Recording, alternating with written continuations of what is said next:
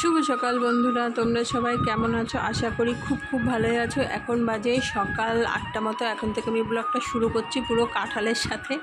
আমাদের গাছের কাঁঠাল এত মিষ্টি, তোমাদেরকে কি আর বলবো। এই দেখো আমার বরমশাই আজকে কত কিছু রান্না করেছে, কিন্তু খেয়ে যাচ্ছে কাঁঠাল দিয়ে। আর সকাল সকাল তো এত কিছু রান্না হয়ও না, তাই ওনার আজকে ইচ্ছা হলো রুটি দিয়ে কাঁঠাল দিয়ে খাবে। আগে কিন্তু কাঁঠালটা খেত না, এই বছরই দেখছি নাকি গাছের কাঁঠালগুলো একটু বেশিই স্বাদ লাগছে, এর জন্য কাঁঠালও নাকি ওর খেতে খুব ভালো লাগছে।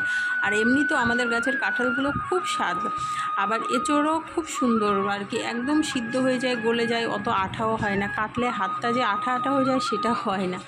তো যাই হোক, দূরে কাছে যে যেখান থেকে আমার ব্লগটা দেখছো না কেন, তাদেরকে অসংখ্য ধন্যবাদ। আমার তরফ থেকে প্রচুর ভালোবাসা। এইভাবে আমাকে সাপোর্ট করে যেও, আমি অবশ্যই তোমাদের পাশে থাকবো, তোমাদেরকেও সাপোর্ট করব।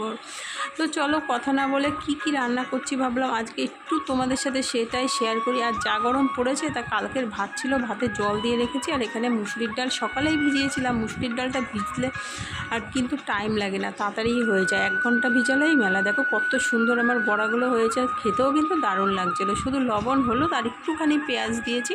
আমি আর মা খাবো জল ভাত শুকনো লঙ্কা দিয়ে। আগে রান্না করে তারপরে গিয়ে জল ভাতটা খাবো, তাহলে বলো তো কি শরীরটা বেশ ভালো লাগবে, ঠান্ডাও লাগবে।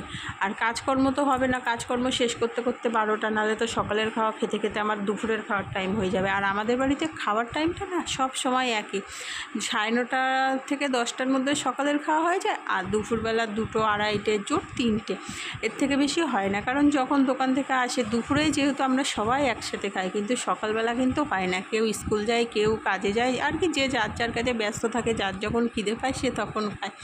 তো ওখানে মাছগুলো ভেজে নিচ্ছি। আর করবো লতিগুলো প্রায় 1 সপ্তাহ ধরে আমাদের ঘরে পড়েছিল, কিন্তু তাও এত সুন্দর রয়েছে কি বলবো। এটা কিন্তু কেনা না, মাঠের থেকে এনেছিল। লতিগুলো খুব স্বাদ, উপরের খোসাটা কালো হয়ে গেছিলো, কিন্তু মা যখন কেটেছে দেখো ভেতরটা এত সুন্দর সবুজ। ফ্রিজেও রাখতে হয়নি। লতি কিন্তু বাইরেও কিন্তু অনেক দিন ভালো থাকে, শুটকো হয়ে যাবে, কিন্তু কেটে জলে দিলে না বেশ তাজা হয়ে যায়, বেশ ভালোও লাগে। আর এত সুন্দর গলে গেছে, আমি বুঝতেও পারিনি যে লতিটা আমার এতটা গলে যাবে।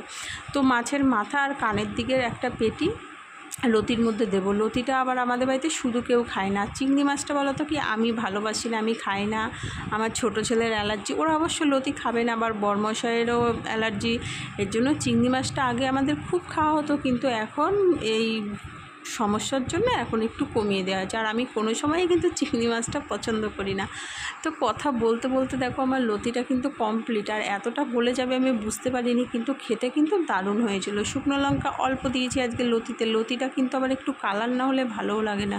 আর লাল টমেটো ছিল, টমেটো অর্ধেক দিয়েছি, খুব সুন্দর হয়েছিল। দেখো সকালে বাবা খেয়েছে রুটি দিয়ে, আমরাও একটু পান্তা ভাতের সাথে খেয়েছিলাম, দারুণ লেগেছিলো।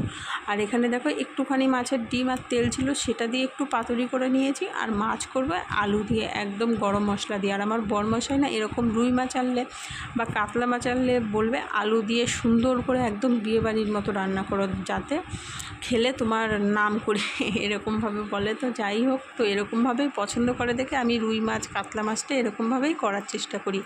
আর আমার বড় ছেলে কাতলা মাছ আনলে বলবে দই কাতলা করো, কিন্তু দই কাতলাটা আমাদের অত বেশি করা হয় না, বেশি করা হয় এরকম আলু দিয়ে আর মাছ ভাজা খাই সকালবেলা। তো এখানে তো মশলা কষিয়ে নিয়েছি, আদা, জিরে, লঙ্কা, একটুখানি পেঁয়াজ দিয়েছিলাম মিক্সচারে, আর কিছুই দিইনি। দিয়ে মশলাটা ভালো করে নিয়েছি। করে দেখো মাছের ঝোলটাও আমার একদম হয়ে গেছে। মাছগুলো দিয়ে দিয়েছি, ঝোল ফুটে খুব সুন্দর কালারও এসেছে। বেশি পাতলা করব না, কারণ মাছের ঝোল আবার বেশি পাতলা ভালো লাগে না। ঝোলটা পাতলাই থাকবে, কিন্তু তাও গামাখা থাকবে, খেতে দারুণ লাগে। কালারটা কিন্তু খুব সুন্দর হয়েছে। তো আজকে ছোট্ট করে এই রেসিপিগুলোই তোমাদের সাথে শেয়ার করলাম। তোমরা অবশ্যই কিন্তু জানিও কেমন হয়েছে, আশা করি। আর লাইক কমেন্ট শেয়ার করো, চ্যানেলটা সাবস্ক্রাইব করো। আর আমি অবশ্যই তোমাদের পাশে থাকবো। তো আমার তো রান্নাবান্না কমপ্লিট, তাহলে এবার পেটটাও শান্তি করে নেওয়া যাক। তো চলো এবার খাওয়া দাওয়া করে নিই। আজকের মতো এই পর্যন্তই। সবাই ভালো থেকো, সুস্থ থেকো, টাটা।